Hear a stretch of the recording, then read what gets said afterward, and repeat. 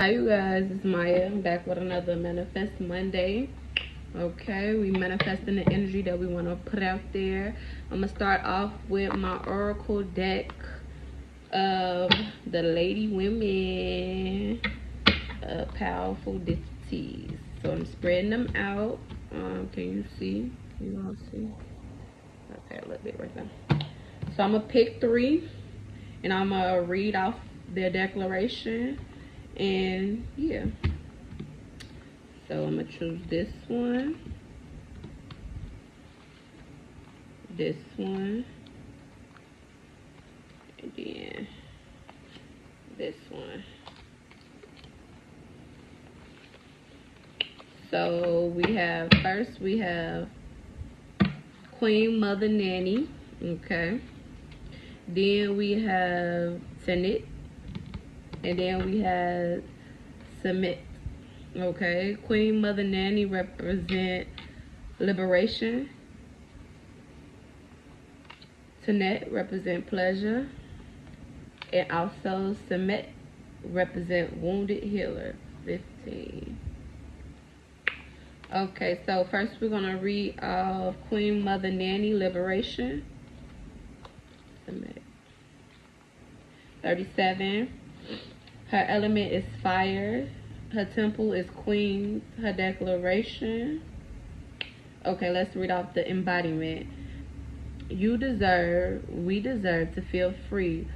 What we do, we imagine for ourselves. Hold on. What do you imagine for yourself?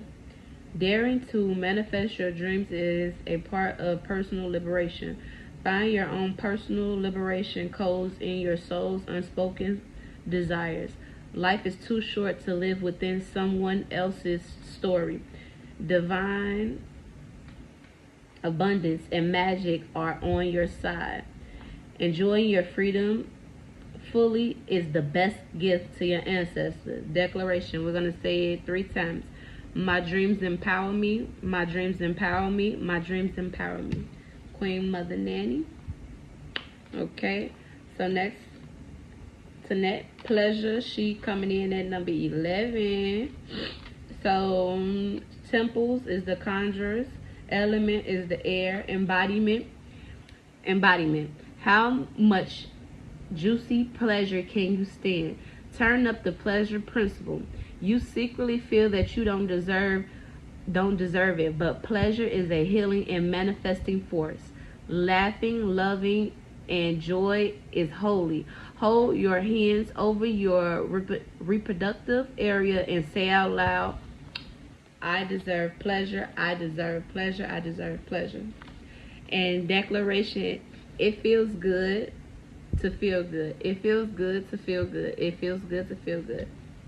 And then last but not least, we got Samet, wounded healer, coming in at number 15. Of course, Egyptian, period. Temple warriors, element fire. Embodiment.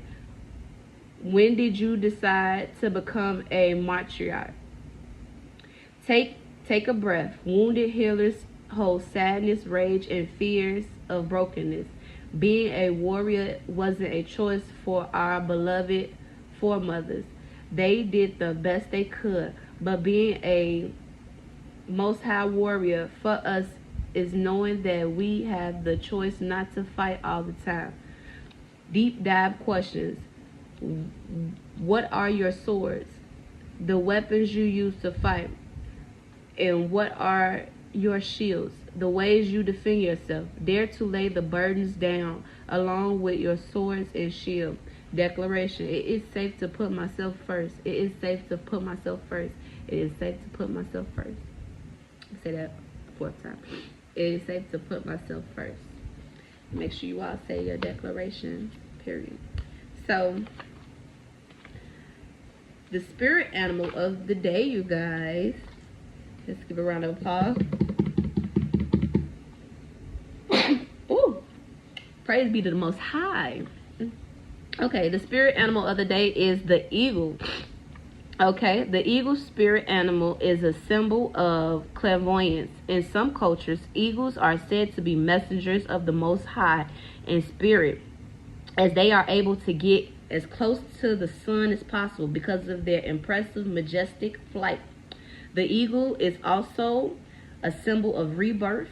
It encourages you to renew your perspective, reinvent yourself, and begin a new chapter in your life with strength and courage. Eagles symbolize vitality and power. They also represent speed and greatness. In ancient Egypt, there's Horus, the great one of the sky, always depicted with the body of a man and the head of a falcon. Shout out to Horus. Shout out to him. Shout out to him. Okay. Okay. And with that being said, you guys, today's lesson is going to be about Horus. Yay. So, okay, a little bit of background on who Horus is, if you don't know. So, of course, you all know that ancient Egypt is the start of all civilization. Clear that up. All civilization. Of course, the pyramids and everything like that show you pictures and what they go off of. Okay, so let's go a little background of Horus. Who is he? Horus is the son of Aset and Aser. Okay, that's their real name. You all may know them as, you know, Greek terms and things like that they done came up with and tried to sugarcoat it, but the Greek names maybe you look that up. But yeah, so the original Egyptian names is Aset, his mother. Asher is his father.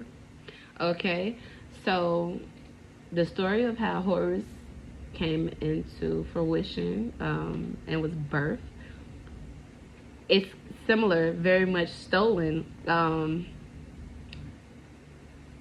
in resemblance to the Jesus and Mother Mary and things like that. That actually is a story about Horus and his mother Aset, because Asher got unfortunately killed by his brother, who was angry at Asher for being the king of the royal family because he walked in divine light, had a perfect balance, and it just jealousy is, you know, very unfortunate. And that's what it was. So he basically killed his brother, chopped him up into different pieces. Aset, she gathered up his body and tried to put him back together, his spirit and everything like that. And Horus basically was conceived in the midst of all of that. Okay, and so yeah, she had a son, Horus, and Aset was very, very hurt, very deeply hurted. She cried for days and night. You all may know it by like the Nile River, or Mississippi River, things like that. But yeah, let's stick on Horus. Horus is the son of Aset and Asher. We just talked about that. We talked about his story, and he's the original. Everything else after was man-made, unlike them. Okay. Horus was depicted as a falcon-headed man. He is associated with the sky, sun, healing, protection, and kingship. Horus' right eye was the sun, or rising star, representing power and quintessence, and whose left eye was the moon, or considered the evening star. So basically, you know, we're manifesting on these Mondays and futures to come to let's teach our youth and also the adults that do not know the true history of how Earth and everything that came from it, whether it be the teachings, whether it be the math, whether it be the language and everything like that, who was the originators of it all. Because a lot of people walking around here, they do not know. They go off of no tea, no shade to you know, whoever believe in whatever, but they believe in the Bible or Christianity, even though it was forced on a lot of people. But that's neither here nor there. Let me keep going. Yeah, they got different gods or different leaders, which all was given to them by man. It was not the originator. Even the word God, you know, I'm not going to go deep into that, but I'm going to stay on subject. But letting truth be known, because truth will set us free ultimately and unlock our conscience. Everything started from ancient Egypt. And, you know, Egypt might not even be where people think it is. Majority of people think it is, honestly. We're manifesting our ancestors, my ancestors, especially, to rebirth and reinvent their image, because it's been tried to get laid to rest, but it can never get laid to rest because it's the truth. And let's bring back the praises of them, the truth of them. And that was so funny that, you know, I pulled this card, and basically the story is about, you know, Horus, how he was even conceived, wounded healer, whether it was down to his mother, his father, and even his uncle to say, because he was wounded as well, ego and everything like that. But let's keep it on a good note. Basically, we're manifesting the reunion of the ancient ones that they tried to erase, duplicate, and discredit. Most of all, they really try to discredit, even from their own stories, to make people worship their own things.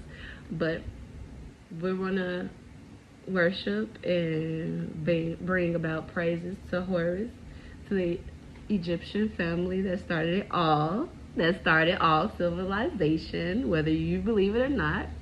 Very much true. That's why they go and do research on it, because it's the foundation of everything. So we're gonna bring him, Horus. Oh yeah, my last Manifest Monday was about Gabe. Gabe is Horus' grandfather. Gabe is his grandfather. Yeah, so we're gonna be going over the royal family and bringing them back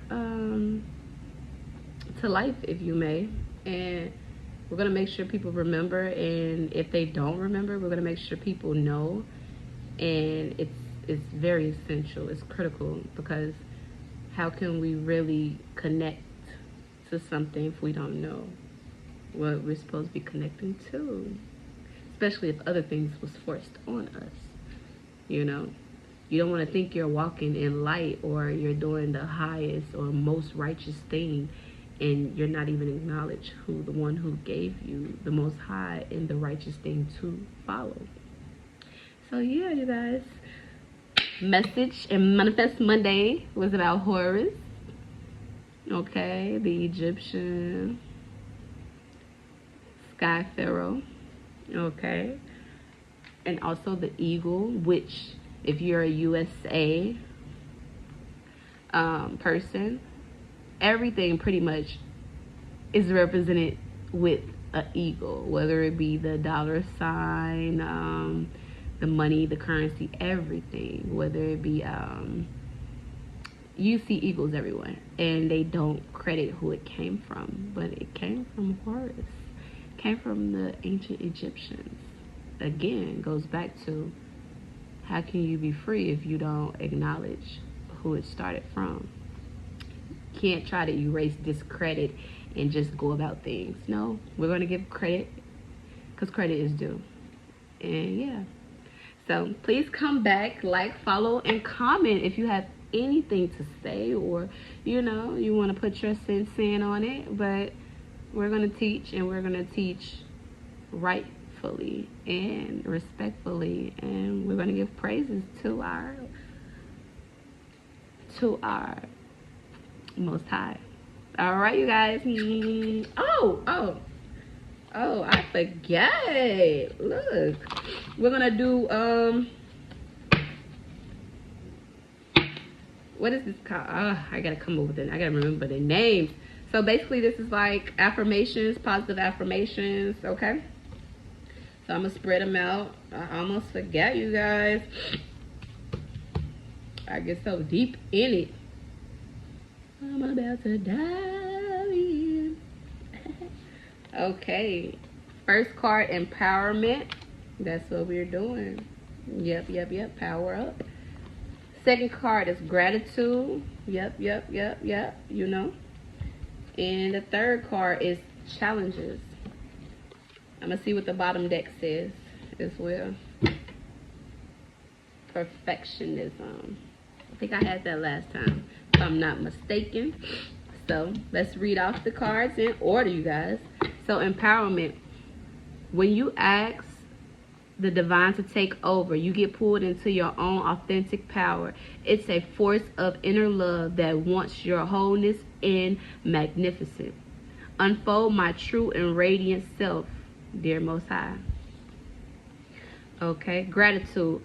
Find just one thing that you feel grateful for right now and let that gratitude pour through your body. It's a healing balm, like the wrath of the sun. And also the third card is challenges. Unbearable situations throw you directly into the Most High arms. If you are open, please take over, divine, and guide the right actions. Please take the burden. Please take this burden and show me your will. Again, everything going back to what was today's lesson for Manifest Monday. Challenges. The challenges that we are trying to overcome that was put upon us. With knowing the truth, finding out the truth, and everything like that. Empowerment. We're going to give empowerment back to the ones who they tried to discredit, because it all started from them. And originally, everything failed because you had others try to over-empower them, but you can't over-empower the ones that started it. Like, be so for it. And last but not least, gratitude. We're definitely showing gratitude to our ancient Egyptians. Thank you all for being born, for giving birth, not just to me, but others that's watching. And we forever are grateful and thankful for you all. And I hope whoever watching, you know, you receive the message and also take the message in the most authentic way possible. And also, if you stayed the whole video, like, subscribe, and, you know, comment a heart or something. All right, bye. Oh, peace, you guys.